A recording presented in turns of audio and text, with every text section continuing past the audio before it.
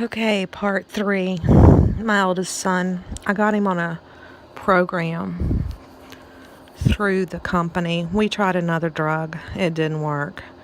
It really messed him up for a year because the drug was cheaper. But I contacted the drug company he was on the drug he was on since he was young. And I've got him medicine for 2 years based on his prescription at this time. So, we've dodged a bullet for a little while longer. He's tried school, and because of the epilepsy and the medication, it caused so much difficulty. And he's so smart. So smart. And he tries so hard.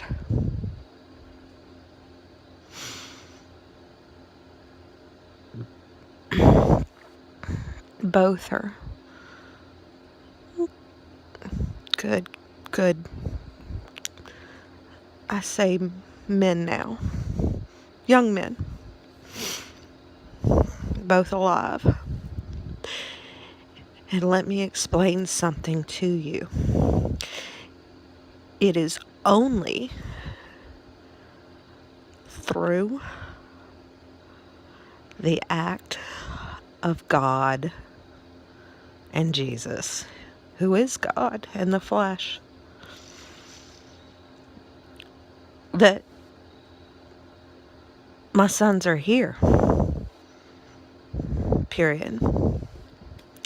The doctors did their job, but the oldest is a walking miracle, and they'll tell you that if they're still alive. The doctors were wonderful at that hospital. I can't say enough.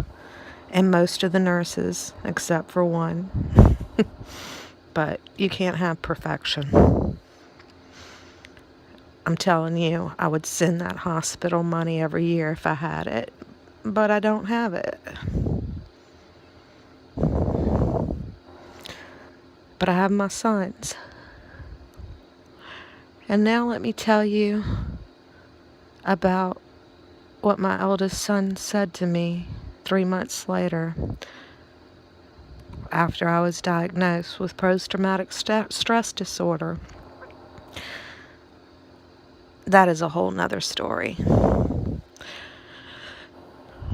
But let's talk about my eldest son. Approximately 3 months later, he said he needed to tell me something, and he was scared to tell me. Now, I want to preface this with, my sons are not baptized. I do not attend church. I attended a bunch of them growing up, different ones with friends, even older. I went to a Mormon church, not the temple. You're not allowed in, just out of curiosity. I went to a Jewish synagogue.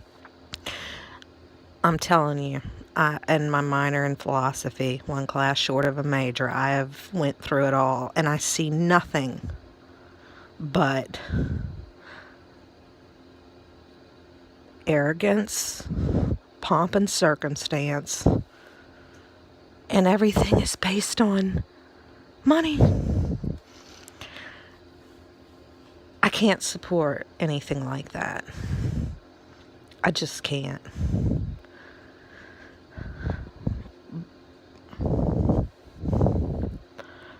So, my sons at that point had grown up knowing that there was a God and there was a Jesus, and that God is always watching you, even if Mama is not. But as far as a religious household or anything like that, or me sitting them down and teaching them Bible stories and etc., no. So, it makes what my son told me 3 months later even more miraculous. He told me that he was in heaven, but he couldn't have been in heaven because he wasn't dead. Now keep in mind, this is a young child explaining this, but he thought that this must have been a part of heaven. A man was with him in a robe. I asked him his name. He didn't know his name.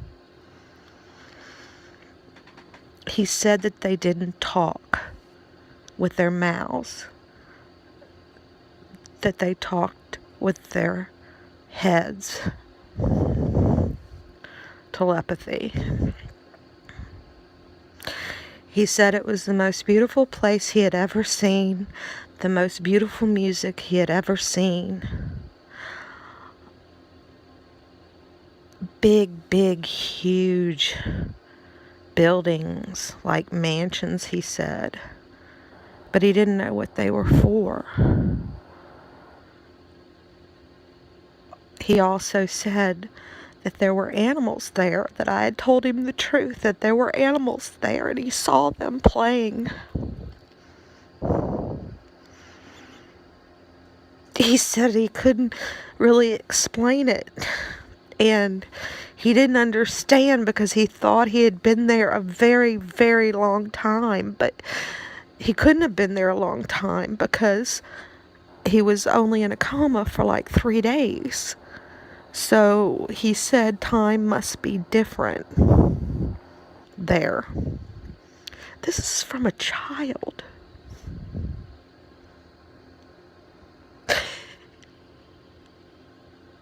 And the most important thing he said to me was, "I'm sorry, Mama, I didn't want to come back." And I said, "It's okay, baby. I wouldn't want to come back either. It's okay." That's the best place to be when it's time. But it wasn't your time yet. God knew I needed you here with me.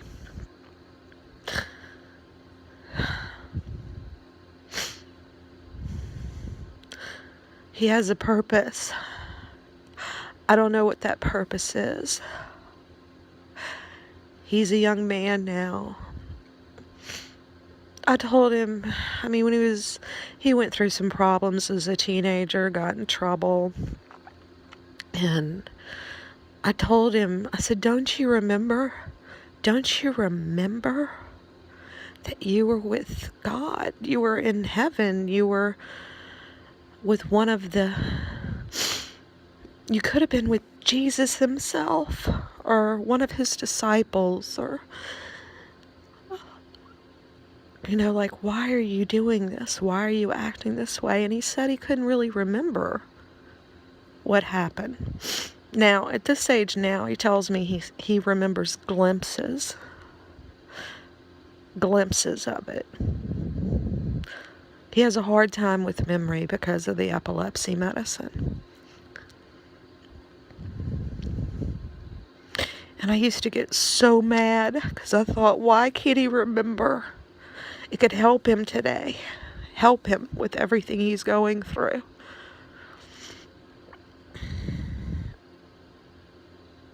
And then I thought, maybe it wasn't for him. It was for me.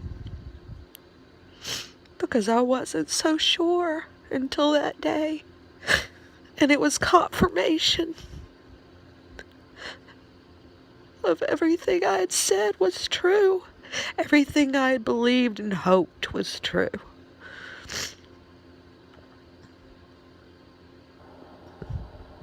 So, there's your story for a near-death experience. And I can't express enough how real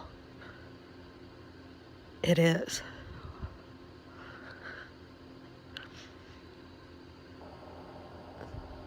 Take that to heart and wrap your mind around it and understand it's real. The Bible is real. It is the truth. It is the Word. Now, are things misinterpreted? Absolutely. Are churches not quite holy? Absolutely. But you can have a personal relationship with God and Him in the flesh as Jesus Christ. It's up to you.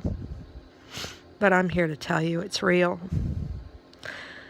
Now, am I some Bible-toting, stand on a podium and preach person? No, I'm not. But this I can offer to you because it happened. And there are other things that I will share in the future. But you remember a child did not want to come back to his mother because it was so wonderful. It was everything I had hoped in case he took him.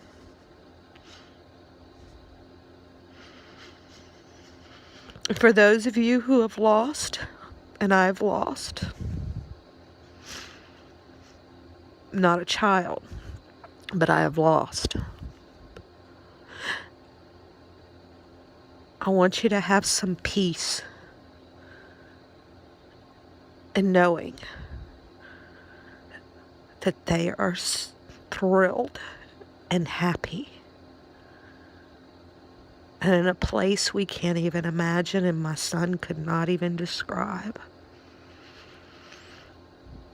Words fail. I'm also an English major. I get that. The language fails you.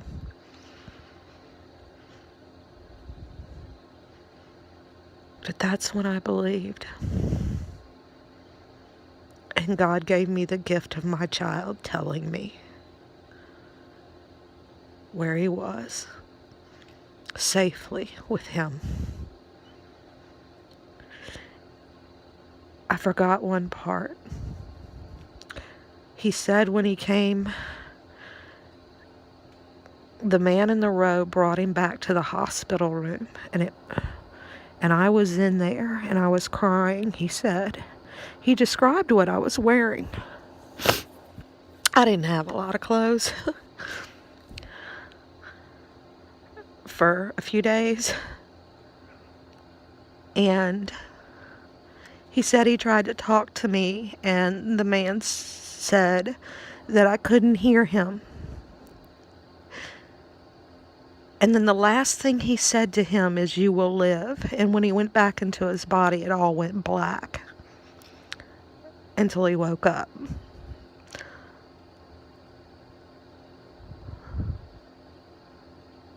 And he woke up. Wake up, people.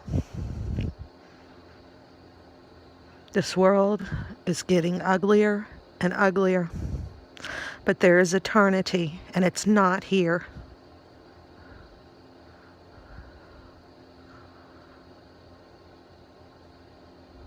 Make sure your eternity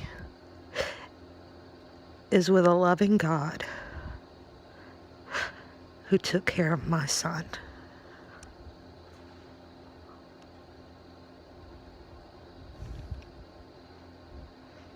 Thank you.